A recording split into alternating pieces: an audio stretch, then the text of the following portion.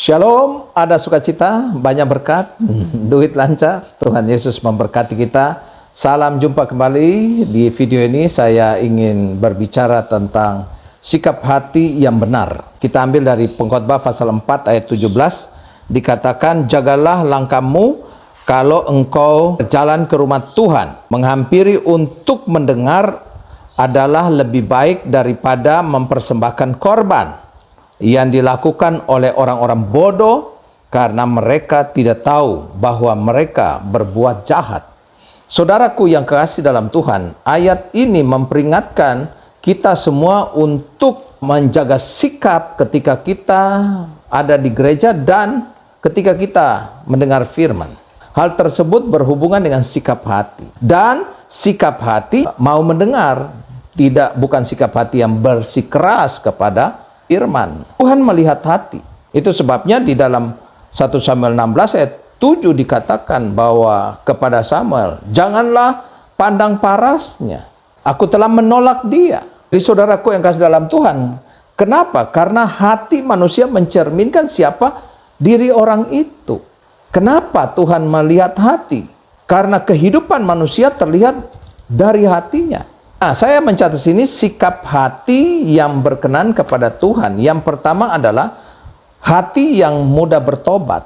Itu 1 Samuel 15 ayat 22 dan 23. Hati yang mudah bertobat itu ada cirinya. Yang pertama, tidak mengeraskan hati.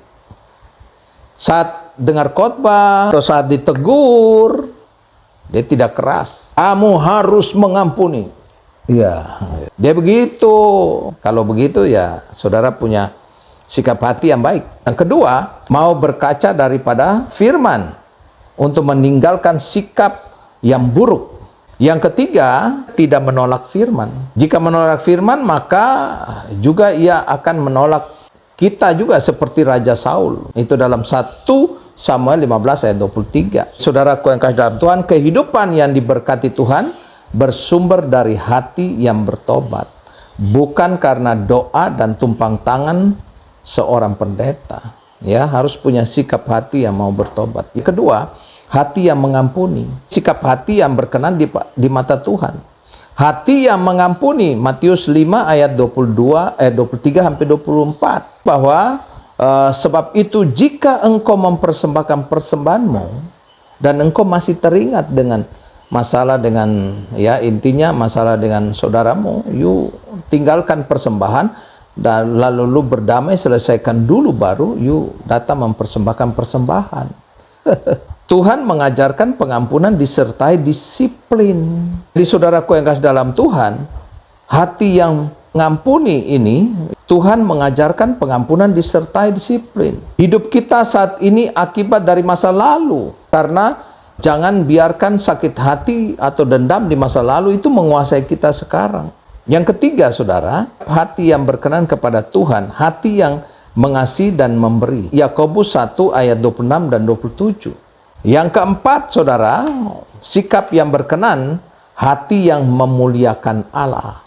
Mazmur 100 ayat 2, beribadah kepada Tuhan dengan sukacita, datanglah ke hadapannya dengan sorak-sorai. Sungguhnya memuliakan Tuhan bukan hanya dengan bibir, lidah, mulut, ya, tetapi jauh lebih penting adalah dengan hati, dengan batin saudara. Yang kelima, rendah hati di hadapan Tuhan. Mika 6 ayat 8 berkata begini, hai manusia, ya, telah diberitahukan kepadamu apa yang baik dan apakah yang dituntut Tuhan daripadamu, selain berlaku adil, mencintai kesetiaan, dan hidup dengan rendah hati di hadapan Allahmu.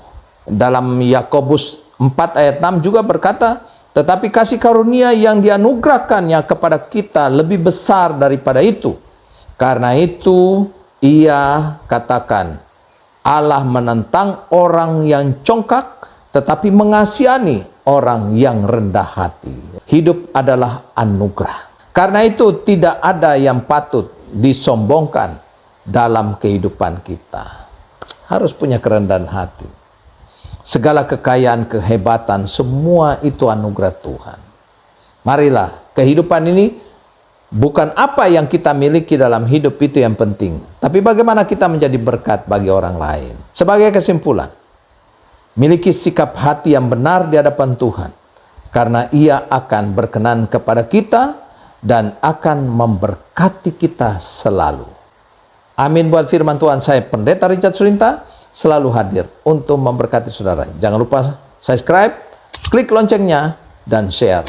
Tuhan Yesus memberkati. Salam sehat untuk kita semua. Amin.